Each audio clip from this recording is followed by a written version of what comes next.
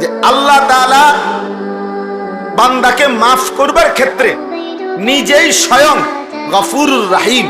তাহলে মাগফিরাত, বান্দাকে মাফ করা, এটা আল্লাহর সত্তার মধ্যে আছে, আল্লাহর অস্তিত্বের মধ্যেই মাগফিরাত আছে, তিনি গফুর। কিন্তু আযাব তাকে যদি দিতে চান, এটা আল্লাহর অস্তিত্বের মধ্যে না, এটা আল্লাহর সত্তার মধ্যে না, এটা আল্লাহর স্টকের মধ্যে। মানে আযাব এটা আল্লাহ তাআলার স্টকে আছে, জাহান্নামে হোক, যেখানে আল্লাহ তাআলা সংরক্ষণ করছেন আযাবের বিষয়গুলো, সেটা ওইখানে আছে। তাহলে আযাব আল্লাহর স্টকে আর মাগফিরাত আল্লাহর সত্তার মধ্যে।